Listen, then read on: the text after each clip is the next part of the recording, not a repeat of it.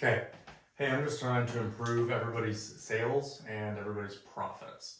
So, one of the most common mistakes that everybody falls into is trying to rush a deal, right? So, I know how it is on the lot. If you meet someone, they come in, hey, I saw this car online.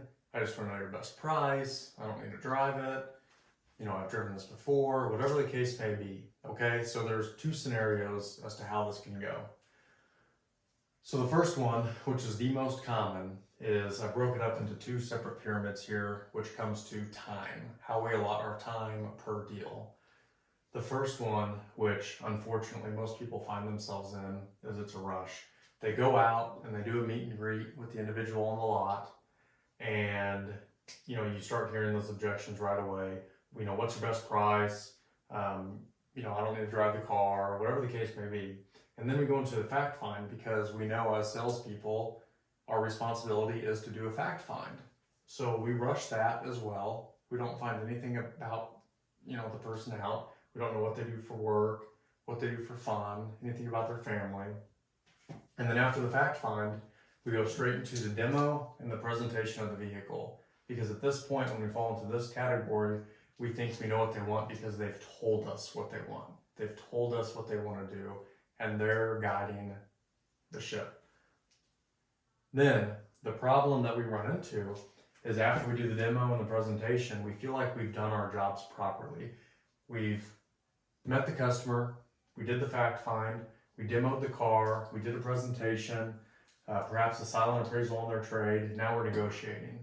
Now what you'll find here is we spent the least amount of time up here in meet and greet, then a little bit more time in fact find, demo, but what's happening is we're spending the most time in negotiating the car deal. So when this happens is we haven't built the value in the vehicle, in the product, we haven't understood the customer, we don't know what's motivating them to even come to look at the car, so we're spending all of our time negotiating. And when that happens is you're still going to sell cars doing it this way, not as many here in a couple minutes when I go over this path, but what's going to happen is it's going to be very low gross. And every single deal is going to be a grind because what's going to happen is you're not going to know much about anything. You're going to negotiate for perhaps an hour or more, and then you're going to spend all your time closing the deal. Okay, CSI is affected, your profit's affected, and the money you put in your pocket and you take home to your family is affected. Now, another way you can look at it, which is the proper way to do, which is the more challenging thing to do, and it makes you more uncomfortable because a lot of times when you hear those objections, hey, what's your best price? Rather than being able to overcome that with saying, hey, we sell X amount of cars, we're not going to miss you on price. My job is to find the most important car that fits you and your family. We want to revert back to this, but you have to stay here. You have to spend the most of your time in these two categories. Your meet and greet and your rapport building is number one. People buy cars from people that they like, that they enjoy. They send referrals and repeat business to people that they like. You have got to do the rapport building. You have to do the meet and greet properly. You have to shake their hand, look them in the eye. You have to talk to the whole family, husband, wife, kids, whoever's here. And then your fact finding. You've got to figure out what they do for work. You have to figure out what they do for fun. You have to figure out how they're going to use their car. And you have to figure out exactly what's going to fit their needs, wants, and desires. Because everyone purchases, whatever it is, they make a purchase when value exceeds the price. So this is where you're going to figure out how to build the most value in their vehicle. You've got to do this, and you have to spend the most time doing this here. Your demo and presentation. This is pointed on their hot buttons. These cars are so advanced right now, you could spend 2, 3, 4 hours doing a walk around going over everything on a car. You don't have to. If safety is important to them because of their family, go over safety. If technology is important, go over technology.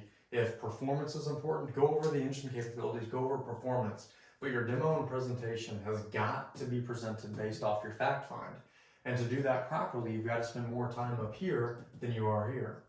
After you do that, you move on to the negotiation and the closing. If you've done a proper job at fact finding, you know where they want their payments to be, you've carved them up properly, you've found what they're looking for, and you've executed your job properly, as well as probably increase the customer experience on their end, and then you're going to spend the least amount of time negotiating and closing the deal. Now, if you do it this way, you're going to have high profit and more gross. Okay? Now, it might be a little uncomfortable because a lot of times people come in, right, and they don't want to spend time here, they want to hurry. But you need to tell them, hey, do me a favor, Mr. or Mrs. Customer, I understand you're in a hurry, I want to make the best use of your time. Now, to do so, we can do the process you're looking for, and we can go look at the car, and we can do this, but I want to make sure this car fits you. So give me a couple minutes, follow me, turn around, walk away, they'll follow you. I want to find out a little bit about you, why you're looking at this car, what's important about this car, why is it something you're looking for, and figure it out. Spend the time here. You spend the time here, it's going to make you more money, it's going to make the customer satisfaction higher, everything's going to be easier, you're going to have way more first pencil closes, and over here you're going to be grinding. So it's very easy to fall into this trap. Don't do it. That's it.